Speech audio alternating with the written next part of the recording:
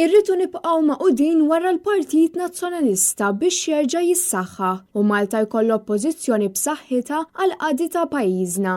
Kien dan il-messaġġ komuni li kull kelliem wassal waqt id-diskors tiegħu fil-laqgħa li saret il-ħadd ġewwa l-Gażin tal-Partit Nazzjonalista f'Ħażabbar. L-ewwel kelliem kien is-Segretarju Ġenerali tal-Partit Nazzjonalista, Francis Zammid-Dimek, fejn stqar li l-ħatra tiegħu saret fi żmien diffiċli iżda jara l-akbar opportunitajiet fl-isfidi li jiġu qudiemu. Walija it-test ta' kull wieħed u waħda minna huwa it-test li inservu flimkien. Bħala tim wieħed. Flimkien ma' tmexxija tal-partit, b'lealtà assoluta favur il-Partit Nazzjonalista u favur pajjiżna. Għaliex Malta jixirqilha partit maqut. Is-Segretarju Ġenerali qal li l-Partit Nazzjonalista għandu jkun it-tarka tal-verità, tal-ġustizzja, tal-governanza tajba u tan-nies biex ikunu l-vuċi tan-nies għal Malta aħjar. Il-keliem għall-Oppożizzjoni dwar is-saħħa Stephen Spiteri qal li Gvern Laburista qed ikompli jinjora t-talba tal-poplu Malti waqt li fakkar fil-kuntratt tal-Vitals li serqu lil Maltin u Lawċin.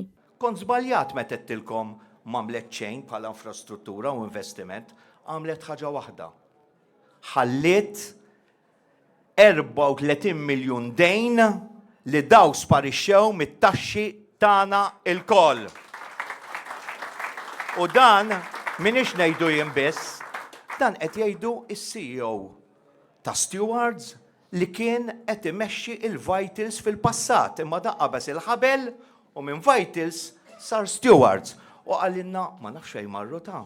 Għax tanti komplikata l-istruttura finanzjarja li daw osfru. Fid-daw ta' dan Spiteri qal li l-Oppożizzjoni ma tikkritikax għal xejn iżda minħabba li entità bħal Vitals qed tisraq lil Maltin mingħajr ma sar l-ebda investiment. Bekk u saħaq li s-saħħa pubblika għandha titmexxa mill-Gvern u mhux minn entità privata li fl-interess tagħha għandha biżbuta. Spiteri qal li l-Partit Nazzjonalista u favur il-poplu u kontinwament qed jaħdem fejn tidħol is-saħħa fosthom proposti għall-isptar ġdid tas-saħħa mentali u biex tiżdied ir-riċerka dwar il-kanċer. Min-naħa tiegħu il-Minority Leader tal-Partit Nazzjonalista f'Santa Venera, Darren Karabot, tkellem favur għaqda l-partit f'isem iż-żgħażagħ u saħaq li hemm bżonn li l-partit joffri alternattivi għal problemi li pajjiżna qed jaffaċċja. Inkellimkom bħala żagħżugħ Malti ta' 26 sena li xbajt mis-sitwazzjoni li tniżżel fiha pajjiżna, li nżilt nipprotesta fit-toroq ħabba fekk.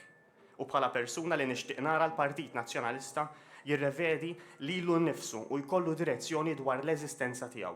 Ikun jaf x'inhi ir-reason for being tiegħu. Jifhem għaliex jeżisti u x'jirrappreżenta llum. Karabot ħeġġeġ biex tkompli l-ħidma l-qudiem favur il-partit internament biex flimkien jaħdmu f'oppożizzjoni għal poplu Malti u Għawċi.